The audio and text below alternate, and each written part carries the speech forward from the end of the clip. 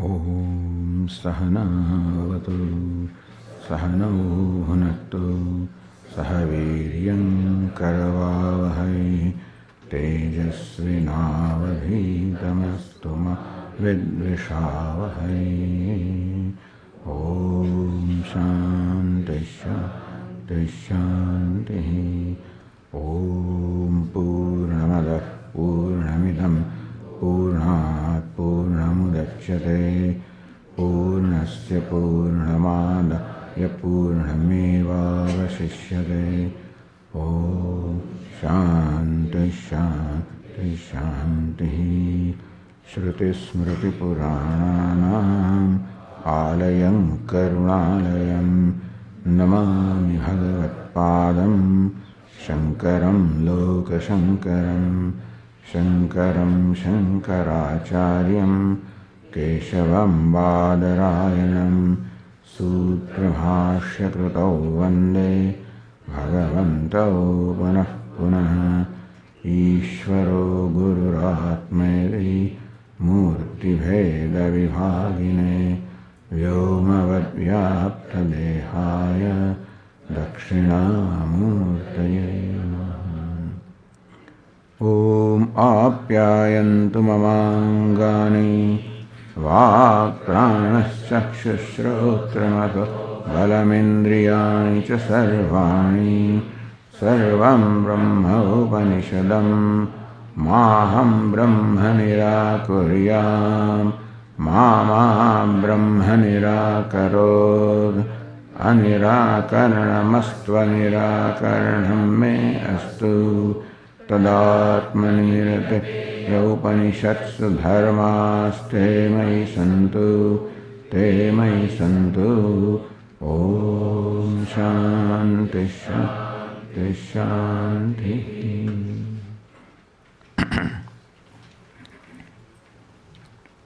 Om Adi Bhagavaha Itiha Upasasada Sanatkumaram Naradaha Tam Hovacha Yadvetha Tenama Upasida Tataste Urdhvam Vakshyamiti Sahovacha.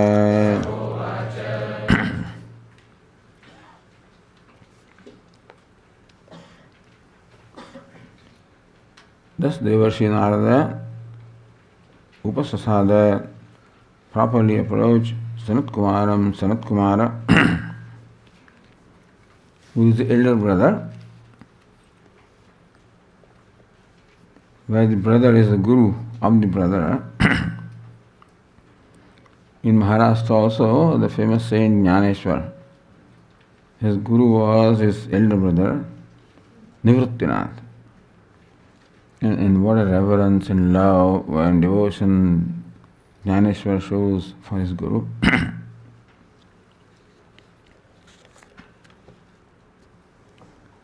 Bhagavaha Adihi. O Venerable Sir, please teach me. Adi Brahma, please teach me. Brahman, the nature of Brahman, nature of Ishvara. Saying in this way, with these words, Sage Narada approached Sanat Kumara. Tam Hovacha, to Narada, who had approached in this manner, with these words,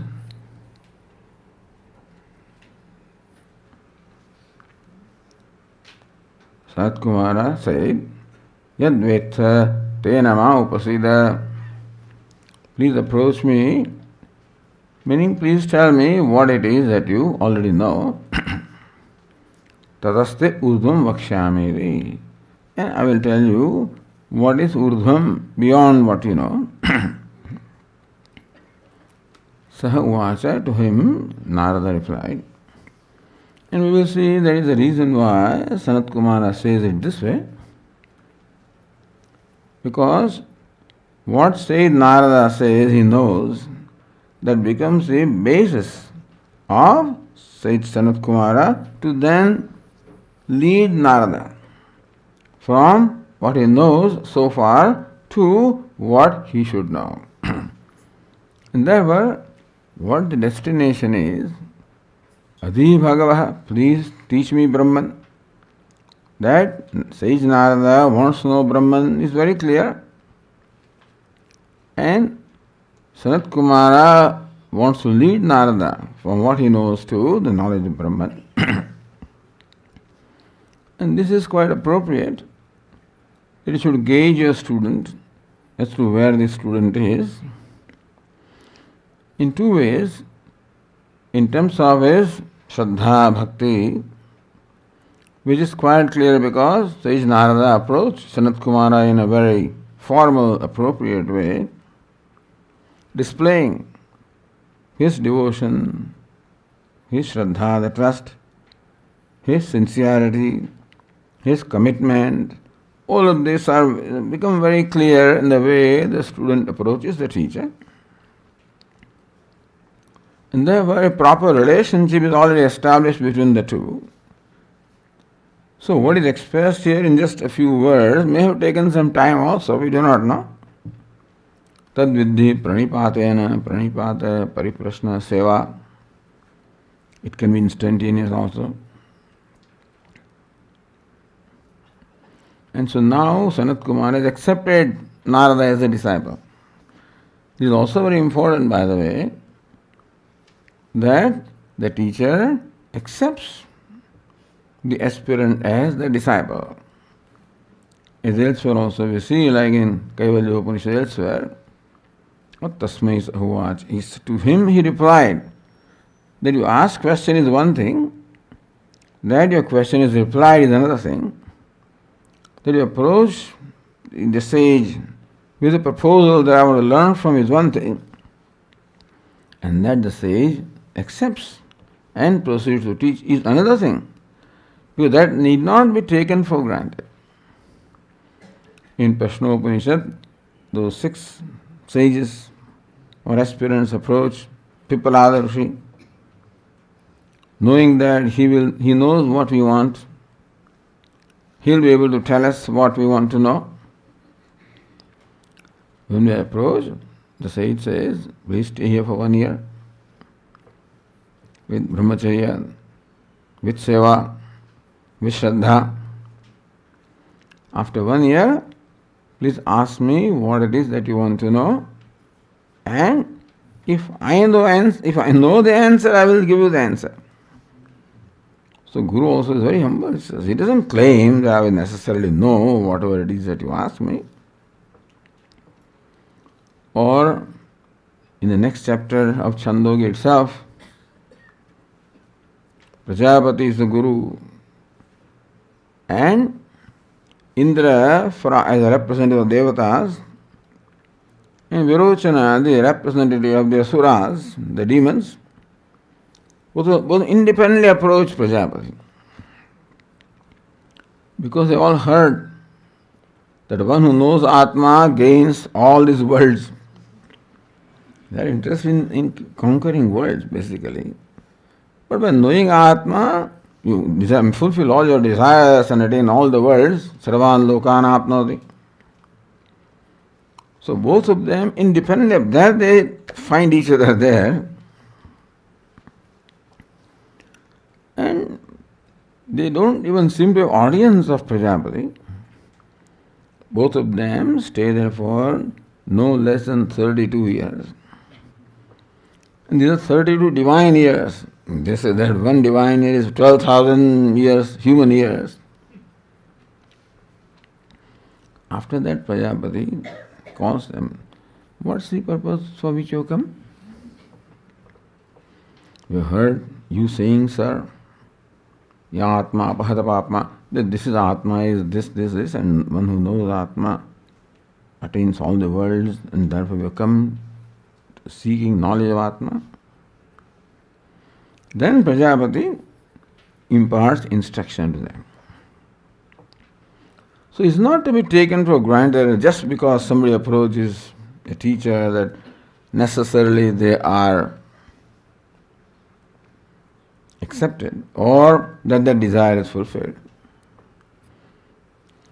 If it happens, and whenever that happens, should be considered to be a great fortune or a blessing for the aspirant. So here, fortunately, it has happened. Tamha uvacha, to Narada, who had just approached, Sanat Kumara was said, please tell me what it is that you know, and then I will tell you the further.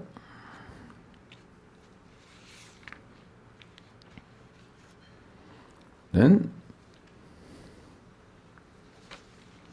second verse says,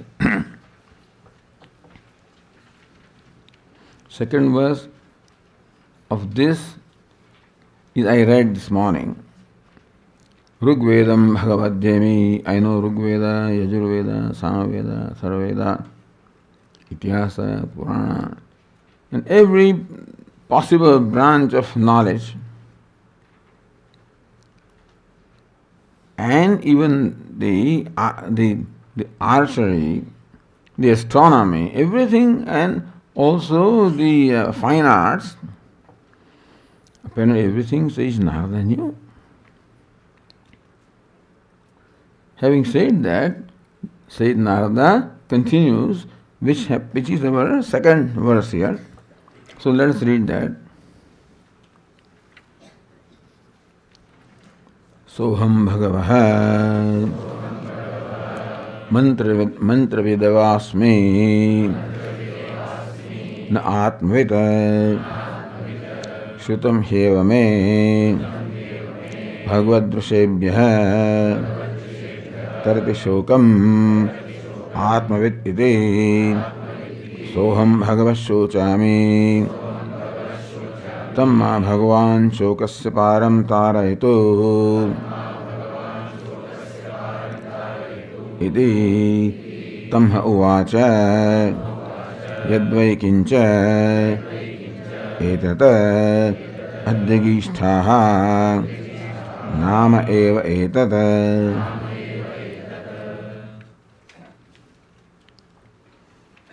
So here Sri Narada says, Soham Bhagavaha, Saham, Saha that I, which I, the one who knows all the Shastras, the one who is well versed in every possible branch of knowledge. We can say that Sage Narada was Sarvajna, was all knowing. That I, who knows everything, meaning that who knows all the Shastras,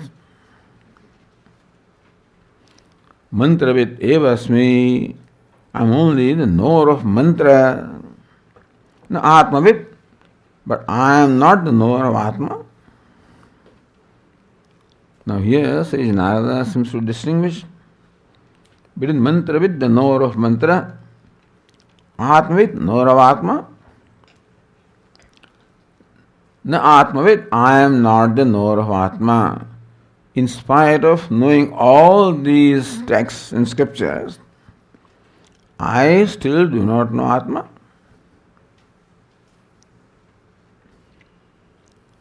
How does Sage Narada say I do not know Atma? Two ways. In his own words, Shutam hevame Bhagavad-drusebhyah, Bhagavad-drusebhyah, from the venerable people like your good self. Shrutam, it has been heard by me from the venerable people such as yours, like yours. And that is important where you hear from.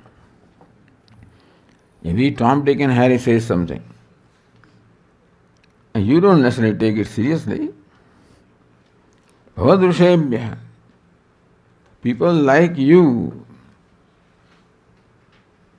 the reverential people like you, revered people like you, people who are accepted as the wise sages, who are accepted as well versed with the scriptures.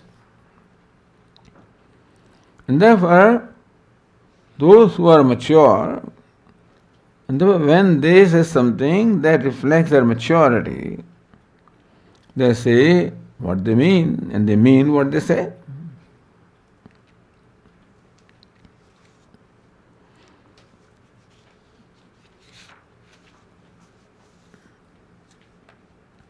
What have you heard? Tarati Shokam Atmavid. Very famous statement of the Chhandogyopanishad. Tarati Shokam Atmavid. Tarati crosses. Shokam grief. Atmavid. Atmanam Vitti, the knower of Atma. The knower of the self crosses the grief. Crosses the grief means crosses the ocean of grief. So grief or shokam is compared to ocean here, which one is not able to cross because the usual experience seems to be that an attempt to overcome one grief seems to lead to another grief. The very attempt to become free from unhappiness seems to lead to unhappiness coming in a different form. Looks like what one encounters is unhappiness in one form or the other, or unhappiness or shoka or grief seems to appear before the person in different forms. Until I recognize what it is, until then it looks like solution to my grief. Until I have not acquired it, until I have not known it, it promises that it will help me become free from grief. It's only when I acquire it or experience it, I realize that it is only grief in a different form. This fellow, he did not have a job, kept on applying for a job, and after so much effort, finally he got a job in a textile mill. He was far away from his home, but at least he got a job, was very happy. Except that now every morning he must register there at 7 o'clock, he will punch the card. He must leave his home at 5:30 in the morning because there is a long commute. Wake up at 5 o'clock in the morning. Poor fellow had a nice so far. Would wake up at 8 o'clock in the morning, had a good time. It is training one thing for the other. And therefore, the luxury he had of having his long hours of sleep, you trade that for now going to work. So one grief is not having a job, is replaced by other grief of having to now travel all the way, waking up so early, traveling so long in the morning. Then after a while, then he said, "This is so long a travel. How nice would it be if I had, a place to live close by." Unfortunately for him, he got a place in the colony. In the colony there is quarters for various people, including laborers. Very happy. Now, no commuting, except that now he's always on call. Those fellows would call him at any time they want him. Looks like every solution comes with a problem, or looks like this hardship or sorrow seems to come in different forms. Everybody has experience. He is happy if he is not married, but then he says, when will I get married? And once he gets married, then he has something else, and I don't know. Then he has a child, and he is so on and so forth. Apparently, the attempts that a human being makes of becoming free from unhappiness or sorrow, something promises him that yes, when he achieves that, acquires that, becomes that, he'll be happy. Until he gets it, acquires it, achieves it, then he does get what he wants, but then he comes to know different dimensions of that which he did not think of so far. And trading one kind of unhappiness with another. So that is why this sorrow is compared to ocean. Looks like there is no way you can cross, regardless of what you do. You go to heaven. This afternoon I watched, there was a lot of politics going on in the ashrama, in the academy of sage Viditatmananda, isn't it? I thought that was the 21st century phenomenon, Right then what's going on? Samsara is everywhere, looks like. And so if you go to heaven, then there is heavenly samsara. Our Swami used to say that this fellow with so much punya, so much good work he did, and then goes to heaven, and he looks at Bhagavan, and then afterwards he looks around. How long can you look at Bhagavan, Looks, oh, this fellow is here? His neighbor was there, who had committed every sin in the world, He said, if I knew that, I would have had good time, I deprive myself of so much to come to heaven. And this fellow had all his fun and still is in heaven. So he's depressed. So you can get depressed in heaven also. The idea is that there is seems to be no time, no place, no situation that you can describe as happiness or freedom from sorrow. And that's all we know. I have assumed the reason why I'm unhappy is because of this place, because of this situation, because of the time, place, etc. This is my conclusion. So I change the place, change the setup, change environment. Sounds good in the beginning. And slowly I recognize what that is, and then it is so, after what this world is what it is. And I seem to be in the same boat again. Swami, you're generalizing too much. I may be generalizing, but I am quite sure of what I am saying because Desha, Kala and Vastu, if we depend upon them for helping us to become happy, it cannot happen. You cannot get from things what they don't have. You cannot get happiness from time, place, situation, person, things, accomplishment. You cannot get happiness from any of because they don't possess that. They are not designed to give us happiness. They are designed to give us comfort at the most, if they do. But happiness are not designed. And therefore, if I am disappointed, it's not no wonder. And therefore, I am quite sure that no time, no place, no time, no situation, no person, no people, no objects, no situation, no arrangement can make us happy. It may, for a while, it may look like because there is a change, and I think, oh, how wonderful it is. And then slowly I discover, oh, Rishikesh is wonderful. It's too cold in winter. So hot. What Swami used to say, to live in Rishikesh is tapas.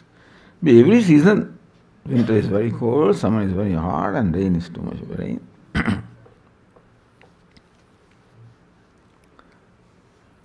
Tarati shokam is shokam tarati.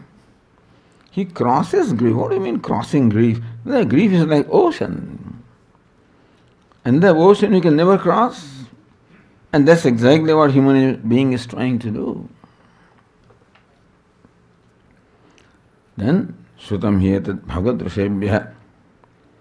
From the Venerable Sir, people like you have heard that Atmavit Shokam Tarati. It is the knower of the self who crosses the grief.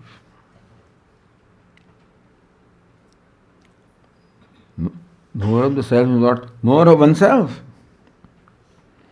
Knowing the one who is grieving, one crosses grief. See, this is what it means, Who am I? Soham Bhagavad Shochami, I am grieving. Atmavit, knower of the self, knower of the grieving one. One becomes free from grief. You follow what it means? Knowing the one who is grieving, one becomes free from grief. Sounds strange, is it not so?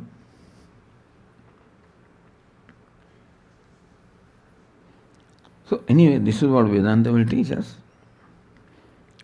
Are you really grieving or not? And who are you, etc. The inquiry will lead. Or taken for granted that I am unhappy, I am grieving. I am unhappy, I am grieving, I am father, I am spouse, etc., etc. We already said that is a wrong equation. Is it that equation doesn't exist? That father and son, etc., are there in one place. Where are they? Who is father? This body. Father belongs to the body. Mother belongs to the body. Even unhappy belongs to the mind. And I am joining the two. So I think that I know myself. Today, I can write a big thesis on who I am. I think that I know who I am. But in that knowledge, what is involved?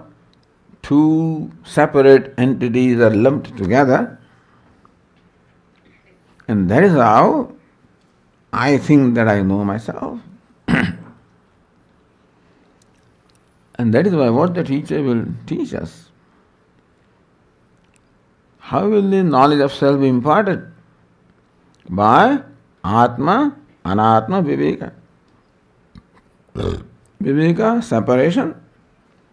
Atma, Anatma, separating Atma from Anatma. Separating Atma from Anatma. So this is how it will be told what the true nature of Atma is. Tarat Shokam Atmavit Sutam Hetad Me Bhagavad Vishebhya. From the venerable, learned people like you, I've heard that the knower of the self crosses the grief. Then Sayyid Nara says, Soham Bhagavat Shochami. Soham, I, who is so learned, so well versed with all the scriptures, all the branches of knowledge. Shochami, I am grieving. And so Sayyid Narada admitted right in the beginning, Soham Bhagavah Mantravit evasmi na Atmavit. He Bhagavah, O Venerable Sir, Mantravit evahasmi. I am only the knower of mantra. Na Atmavit, not knower of Atma. How does Sayyid Narada say that he does not know Atma? Because I am grieving. The fact that he is grieving, fact that he is overcome by grief and sorrow, means that he does not know Atma, because he already knows that knower of Atma becomes free from grief. And that I am overcome by grief. That's one way of recognizing that I do not know Atma. But here a question is asked. How come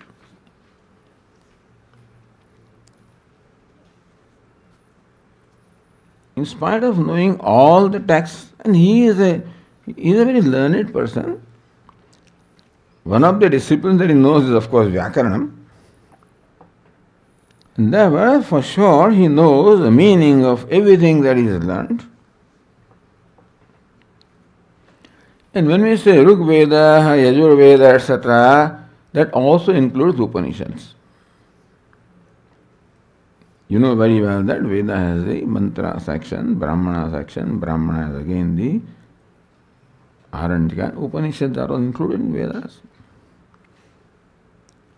That means Sage Narada has studied all the Upanishads. And Atma is the subject matter of Upanishads. Upanishad itself means that, isn't it? Upa, Ni and Sad. These three elements make the word Upanishad. But Upa and Ni are the prefixes. And sad is the verbal root. What's the meaning of sad? Vishranam avasad gati vishranam avasadanam. So sad means something, it loosens something. Avasadanam, it destroys something. Gati, it takes me somewhere. So first of all, the samsara is loosened when we expose ourselves to the teaching by the acharya or the teacher. First thing that happens is slowly and slowly we start becoming free from the various notions or conclusions that we have out of our own self. That is primarily what Vedanta does. We've been saying since last 3 days that really speaking, there is no reason whatever for any unhappiness or grief in our life. If someone is the cause of grief, then I am the cause of grief. And therefore, if someone is the solution to grief, I am the solution to grief. Which I is the cause of grief? The one I that is not known by me or falsely known by me. We've been saying that we are born with the false notions about ourselves, false perception of ourselves. Why, Swamiji? I know I'm a doctor, I'm an engineer, I'm a lawyer. Same thing. The doctor, engineer, lawyer, where do they belong? They belong to the mind. Meaning that I am born with the habit of lumping together anatma with atma. Something similar to an actor who comes to the stage wearing a costume, and because of some problem in his head, it can happen. Sometimes the previous experience continues to take hold of our mind. And therefore, we are not free from the influence of that experience. So this fellow, who every day comes to stage and acts as a beggar, himself is a wealthy man, and in Puja Swamiji's words, by acting as a beggar, is going to become richer by acting as a beggar. Comes every day. But this afternoon, before leaving home, is an argument with his wife. Not unusual. And that argument becomes a heated argument. He's getting late, so there is no time to conclude that argument. And he is just angry. His wife is angry, he is also angry. And in anger he leaves home. You hear Swamiji describing this. When he shuts the door, you can see an angry man shutting the door. Opens the door of his car and turns on the engine, you can see an angry man turning on. There are ways of doing things, So He's driving along also, you can see him shouting at everybody else, it's like overtake him.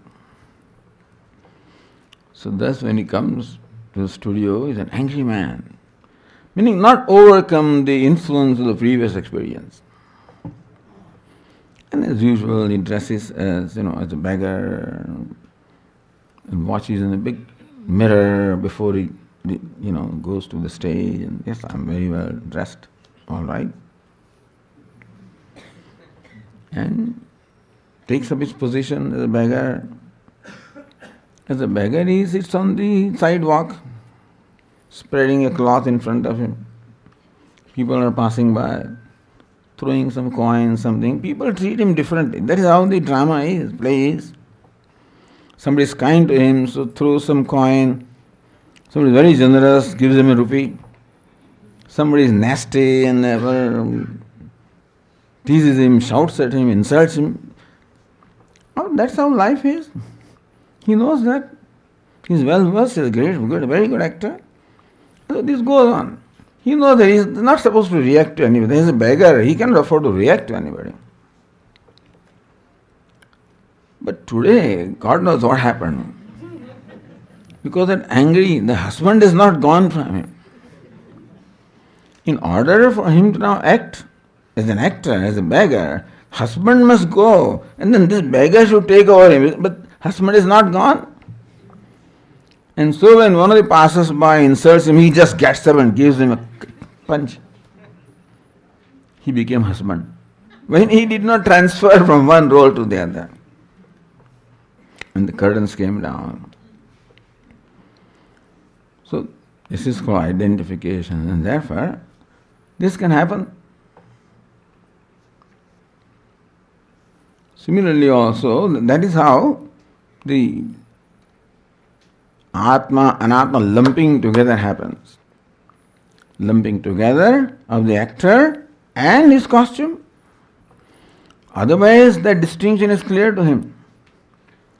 Acting as a beggar is clear of his identity in his own mind as to who I am.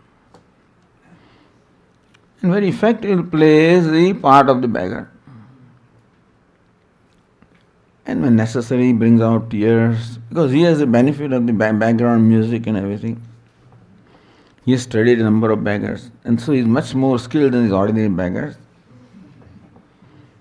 I'm just describing. So Swami used to say, when he brings out tears, inside he's happy with himself, how effectively I bring out the tears. The world thinks that he's crying. Because it's very clear, he's aware of the identity, as long as that awareness is there. So long, you can effectively play any role, because there is a distance between the role and the actor.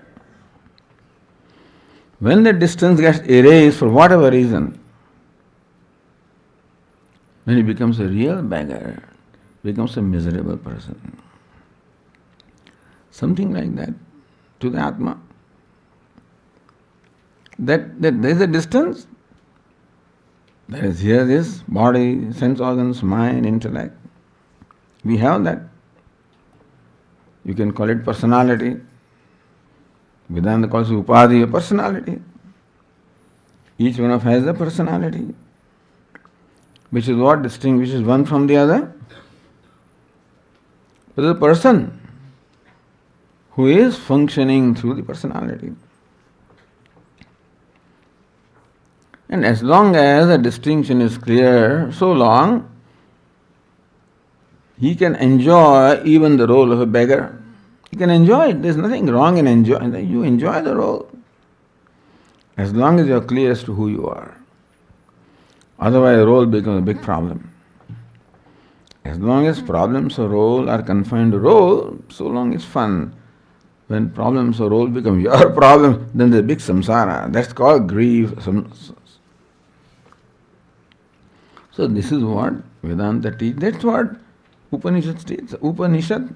So more we hear the teaching, more we recognize what our true nature is. And this complex is meaning the false conclusions we have about ourselves. The notions that we entertain about ourselves, who I am, as we say, which each notion is a source of grief. Every notion about myself is a source of grief. No, Swamiji, I'm a successful person. The grief in the golden chain. I'm a failure. Grief in iron chain. It's only this is a description of grief in different ways. That's what it is. Swami, how can you say that? What do you know? I need not know everything, but I know the basic principle. That anything that I declare myself to be, even if I'm a sovereign, I'm a dictator, I'm a sovereign Chakravarti, regardless of what I think I am, one thing is for sure, I am a limited being. The sense of limitedness does not escape from any kind of an identity, isn't it?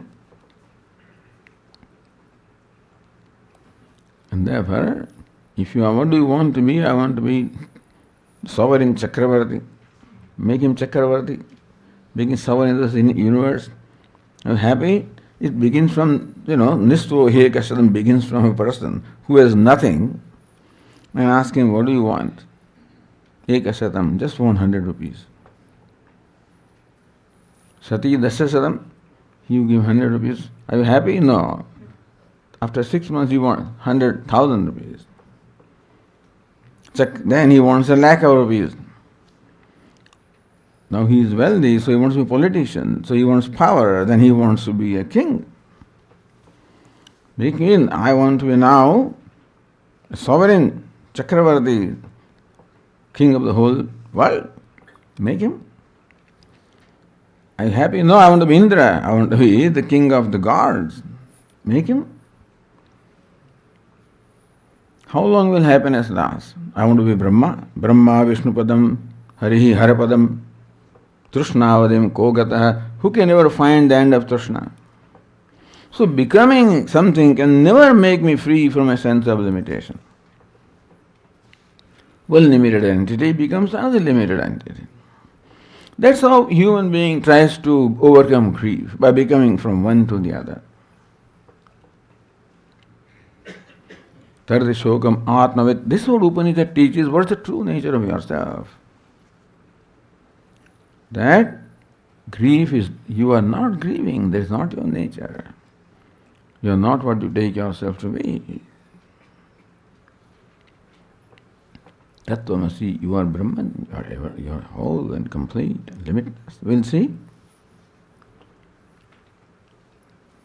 The fact that I am grieving means I do not know my true nature. Therefore, Soham Bhagav Mantravit Evas. I know the text very well. Now Atmavit, but I do not know the meaning. So he said, Narada said, because all the Upanishads are devoted to revealing the nature of Atma. That's what Upanishad means. Upa means something that is samipavarti, something proximate, which is a self. Upanishad means, it means knowledge, but here self-knowledge, which progressively makes me free from these notions and thus loosens the hold of samsara. And when the knowledge becomes abiding, it completely eliminates that. And makes me reach what it is I am seeking in my life, that is freedom from grief, meaning reaching Brahman, my true nature, limitlessness. That is the only purpose of the Upanishads. And say it nicely, all the Vedas and all the Upanishads. Atma Vaidam gave Agra said Nanyat Kincha. So everything was Atma. So Atma is a subject matter of Upanishads. How can it be that after studying all of this, and he is a very learned person, a great scholar, understands the meanings of all these mantras and still doesn't know Atma? Why is it so? No, Atma bhi mantra hi prakashyate vaiti katham mantra vid na Atma vid. Question is asked. All these mantras are revealing nature of Atma. He knows all the mantras, all the passages very well. Then how come he says that I know only the meaning of the text, I do not know Atma, when Atma is the meaning of all the texts anyway? Atma is the meaning of all the texts, but not the immediate meaning. The abhidhan, abhidya, the relationship of the word and the meaning is, so Atma is not the meaning of a word. What do you mean, Swami? Atma means Atma. There is the word Atma means self, yes, but Atma is not even the meaning of the word Atma. What do you mean Atma not meaning? Atma is not the direct meaning. The literal meaning, Vedanta Vachyasa, the Atma, the truth, is not the direct meaning of the word Atma. Then how would you ever know? They have said, Acharyavan Purusho Veda. Acharya, who enables me to see the meaning of Atma as Atma. This is confusing, Swamiji. On one hand, you say that Atma is not the meaning of the word Atma. If Atma is not the meaning of the word Atma, then how can even Acharya make me see Atma as myself? Because it is meaning not Vachyartha, not the literal meaning, it is Lakshyartha, the implied meaning. So then there is a, what they call a quantum jump from the Vachyartha to Lakshyartha. This is where Acharya comes into picture.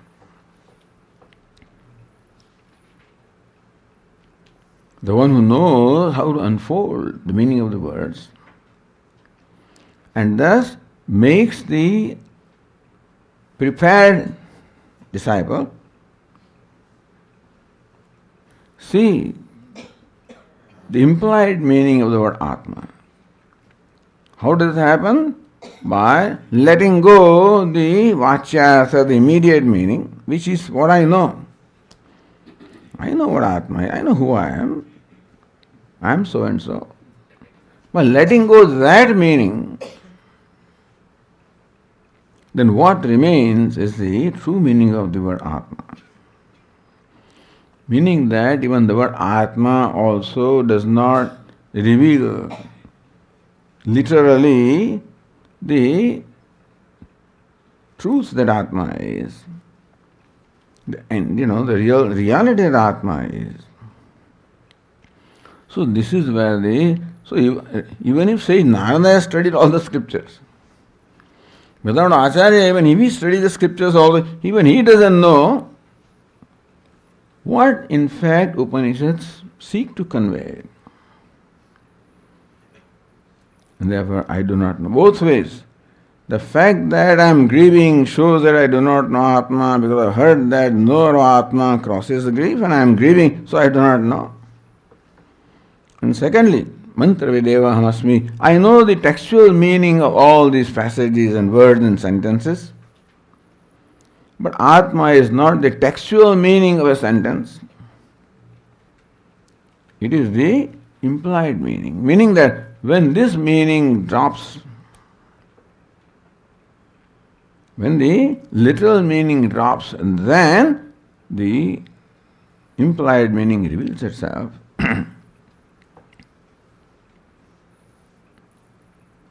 Therefore, Soham Bhagavad Shochami, I such as that, Shochami, I am grieving, is very humble, and plain and simple, and that's how one should be. You can't go to Guru and say, yes sir, I know, I have studied this and so on and so forth.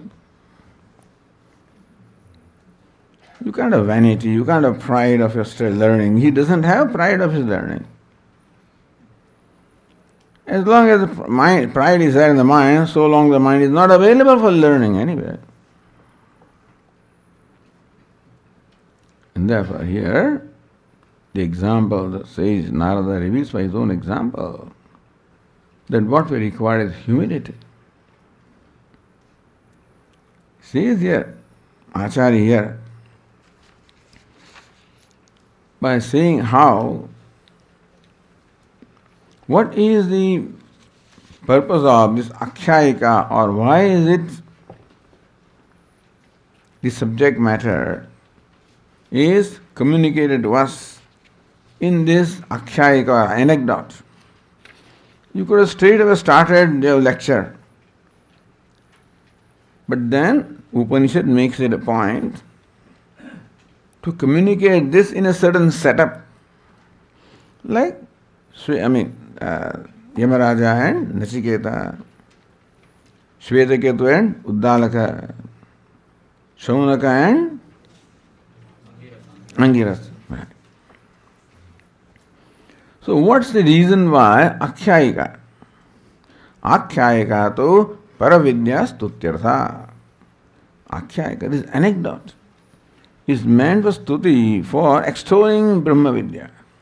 How great and precious this knowledge is. Brahma Devanam Prasamasambhabhuva Vishwasya Karta Bhuvanasya Gopta Sab Brahma Vidyam Sarvidya Pratishtham Atharvaya Jeshtaputraya Praha Atharvaneya Pravadeda Brahma Atharvatam Puravacha Angirisa Brahma Vidya, Angire Brahma Vidya, etc. So this is, the Upanishad itself begins by telling us who were the sages, devatas and sages who were part of this tradition, who received the knowledge.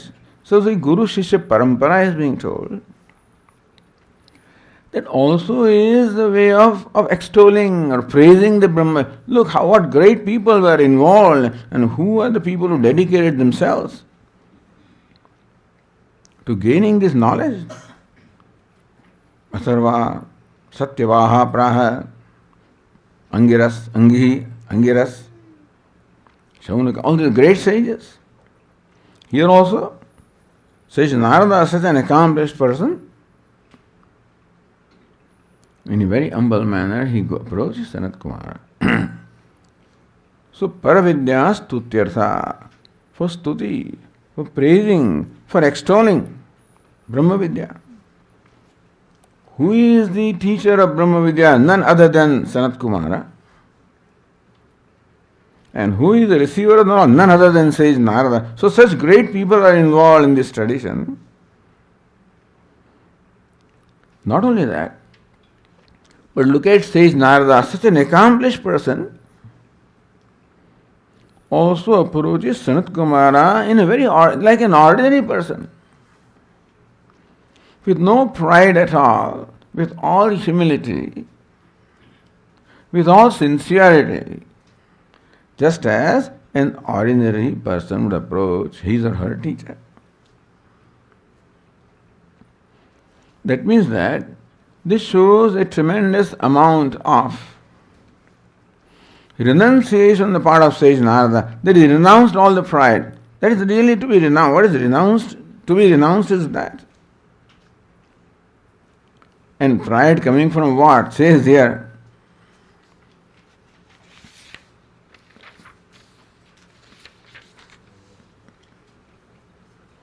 Uttama Abhijana Vidya Vritta Sadhana Shakti Sampatti Nimittam.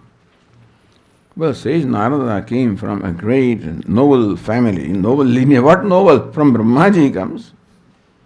Who am I? Do you know? I'm son of Brahma. These politicians, when they or their children, they're driving in a car and they park where they want. And that policeman stops and says, "Who are you? You know who I am?"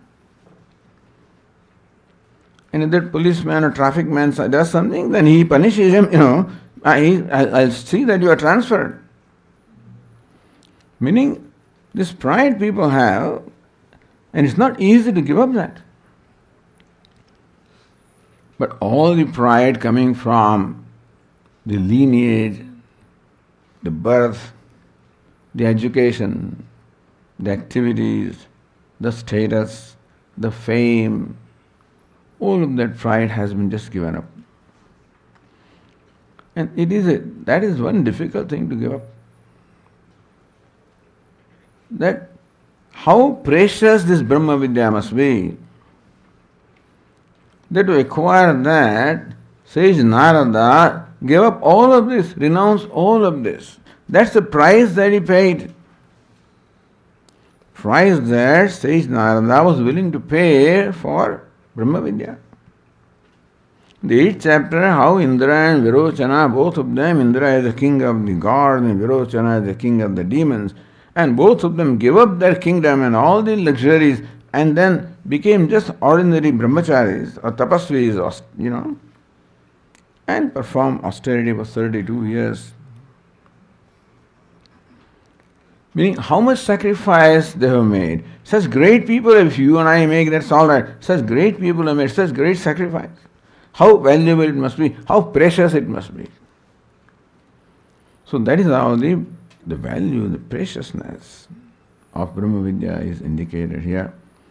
And therefore, Akhyayika to Paravidya Stutyartha. This Akhyayika, or this anecdote of communicating this Brahma Vidya in this setup of the dialogue between Sanat Kumara, Sage Sanat Kumara and Sage Narada, is to praise Brahma Vidya. Narado Devashi Krutakartavya Saravidyopi. Said Narada has done everything that is to be done in the life, known everything that is to be known, and still he was grieving. Also shows how precious Atma Vidya is. That in spite of attaining everything else, still the grief does not leave, says Narada. That shows how important, valuable Atma Vidya must be. Kyo Vaktam Anyaha Alpavit, what would I say if Narada is grieving? What of you and I who are just little knowers of things? And he has acquired a punya from how many births, and so those who don't have that kind of a punya, what to talk of them? That a human being is grieving, what to talk of that? Also, that all this knowledge also does not release, says Narada, from grief. Only Atma Vidya does it. And that's how also the Atma Vidya, the self-knowledge is extolled in here. So this is how the background is. This Akhyayika, the anecdote is told us to enable us to recognize the value, the preciousness of the self-knowledge. What is required to acquire that self-knowledge, as to how it is important that we become free from all our pride and arrogance, and all notions that we have about ourselves. Become simple, humble people. Place ourselves at the feet of the teacher. And then only teacher can do what he or she needs to do. After all, a sculptor can form a rock if the rock cooperates with it, isn't it? He takes a chisel and hammer. The rock does cooperate. So the rock turns away. Instead of being shaped, he'll be broken, is it not so? But we are very difficult rocks. We are not like we are. The treatment is like a rock, that's what the role of the teacher is. But then we are not simple rocks who cooperate. Well, then I can understand that also. But then what comes in the way is, then who are you? And my own, who am I? My pride, etc., my demands, expectations, etc. They come in the way. And I'm not surprised, but because we have gone through all of that. But that is what it is, that how sage Narada dropped everything. Allah himself placed at the disposal of the teacher. So teacher is a freedom to work with him. Teacher is like a sculptor, and who shapes the disciple who comes in front of him. And the purpose of the sculptor is to bring out the beauty. Although it may be a painful process as far as the rock is concerned, when chisel and hammer are used, nobody likes that. The avaranam, the beauty is concealed by the outer layer which has to be removed. And it requires tremendous trust, Shraddha, Bhakti, Dhyana Yogat, Avehi. If all of these are there, then only we can submit ourselves. That's how Visharanam, Avasadhanam happens. First, slowly and slowly, the avaranam goes and you slowly see the form coming out. And then completely the avaranam goes and the beauty comes out. So all of this is meant to be communicated by presenting this teaching in the form of this dialogue, which is an anecdote, and all of these things are implied in the glory of Brahma Vidya or Atma Jnanam. So from there now, Sanat Kumara takes over. Tam hovacha yadvai kincha etat yaddhigishtaha nama eva etat. So, oh Venerable Sir, please take me beyond the sorrow. Then Sanat Kumara says, all this whatsoever you have learned is merely names or words or names. So this is where Sage Narada is. He is at the level of names. From here now, Sage Sanat Kumara wants to lead him to what his true nature is, that is Brahman. So in a very unique manner, this Upanishad leads the disciple from this name to Bhuma or Brahman in various stages, and this is what we'll see from tomorrow. Om Purnamadah Purnamidam Purnat Purnamudachyate Purnasya Purnamadaya Purnameva Vasishyate. Om Shanti Shanti Shanti.